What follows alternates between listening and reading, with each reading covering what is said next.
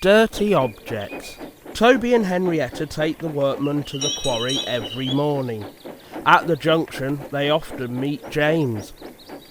Toby and Henrietta were shabby when they first came and needed new paint. James was very rude. "Ugh, what dirty objects," he would say. At last Toby lost patience. "James," he asked, "why are you red?" "I am a splendid engine," answered James loftily. "Ready for anything. You never see my paint dirty." "Oh," said Toby innocently. "That's why you once needed bootlaces, to be ready, I suppose." James went redder than ever and snorted off. At the end of the line, James left his coaches and got ready for his next train. It was a slow goods stopping at every station to pick up and set down trucks. James hated slow goods trains. "Dirty trucks from dirty sidings, ugh," he grumbled. Starting with only a few, he picked up more and more trucks at each station, till he had a long train. At first the trucks behaved well, but James bumped them so crossly that they were determined to pay him out. Presently, rumbling over the viaduct, they approached the top of Gordon's Hill. Heavy goods trains halt here to pin down their brakes. James had had an accident with trucks before and should have remembered this.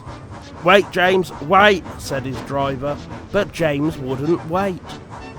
He was too busy thinking what he would say to Toby when they next met.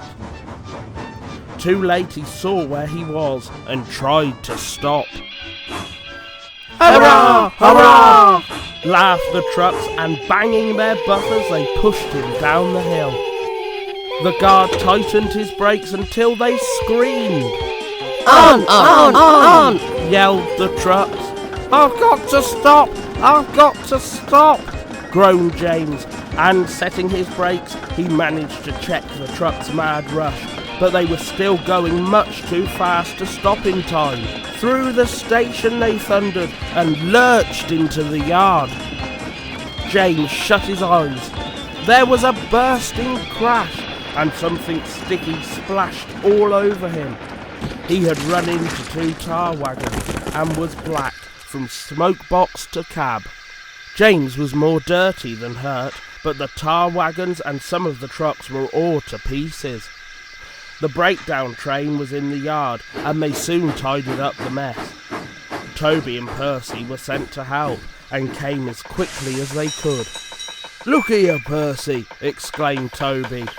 "Whatever is that dirty object?" "That's James, didn't you know?" "It's James's shape," said Toby thoughtfully. "But James is a splendid red engine, and you never see his paint dirty." James shut his eyes and pretended he hadn't heard. They cleared away the unhurt trucks and helped James home. The Fat Controller met them. "Well done, Percy and Toby," he said. He turned to James. "Fancy letting your trucks run away. I am surprised. You're not fit to be seen. You must be cleaned at once. Toby shall have a coat of paint. Chocolate and blue, I think." "Please, sir, can Henrietta have one too?" "Certainly, Toby," he smiled. "She shall have brown, like Annie and Clarabelle."